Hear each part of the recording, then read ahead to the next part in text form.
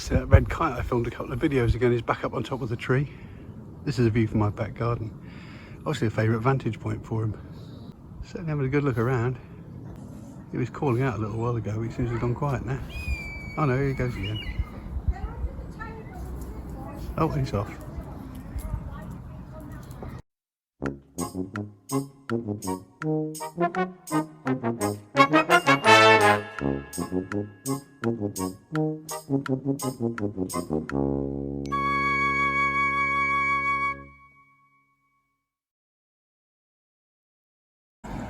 Another something a little different today. I'm going to visit Pann Mill. Some friends of mine are running a craft fair here today, and I thought it'd be nice to pop down and say hello, and at the same time give you some views of the mill in High Wycombe. These days it's been rebuilt by volunteers and can actually mill flour.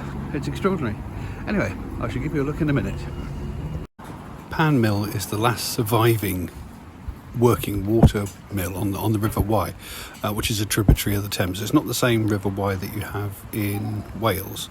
It's an entirely separate one, and of course it did give its name to the town of High Wycombe. It's actually Wycombe, the Wye Valley, and as I understand it, the Wye part comes from the name of a temple or an icon of some kind. Anyway, what we got now is the River Wye, which comes off the Thames and it flows down through High Wycombe itself.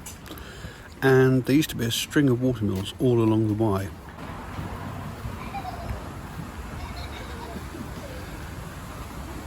Well, the sacks were hoisted up and down. Morning, you alright? Don't be recording that. Police 5, I think. Health and safety thing, you know. The first record of Pann Mill is in the Domesday book in 1086, and it's shown as one of 6 mills on the river at this time. It was probably associated with the Hospital of St John the Baptist, the ruins of which are just across the road. Here's some of the spare parts that are kept in sheds. It's amazing that people managed to bring all these bits together and actually make the thing work again. It's all run by volunteers who run these nice days where they do teas and cakes and things. Now this is a winnowing machine. You put the mixed wheat and chaff into the machine, and then air generated by a fan at one end separates one bit from the other. People still do this in the modern day with baskets. They throw the grain and the chaff up in the air, and the wind takes the lighter chaff and blows it away. But this is a machine that does it for you. That needs a little bit of reconstruction, that one, but standing next to it is a reconstructed flour sorter, which again, lovely, very clever machine, and they've done a beautiful job restoring that. Let's follow the course of the water. It comes in through this leat here, which is a spur off the actual main river, flows underneath this bridge, sends it round a corner, and there's a sluice gate down here. Now, when the sluice gate is closed, the river, this little leat, this little watercourse goes under the bridge and goes down to join the main part of the river. When the sluice gate's open, it goes through here and drops down and drives the water wheel.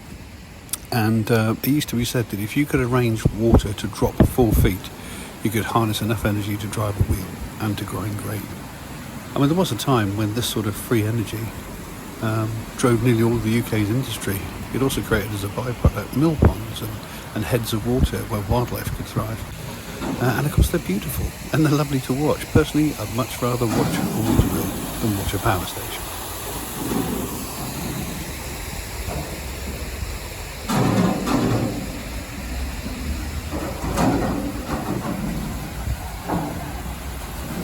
Sadly, there are no existing photographs that I can find anywhere of what this mill used to look like. Here's one that was a little bit further up the river at Loudwater, but this is a drawing, or at least an etching, of what it might have looked like, done by a local artist called Lorna Cassidy, who's still with us. She's in her 90s, wonderful lady. So yeah, it gives some impression of what it would have looked like. And yeah, so we're just leaving the mill now and looking out onto the Rye. And we've got the Rye, which has the Wye running beside it. And the Rye is a big open space, big park, big fields, which is a nice place for local people to hang out on a day like today. And that's it. See you in the next video. Toodle pip.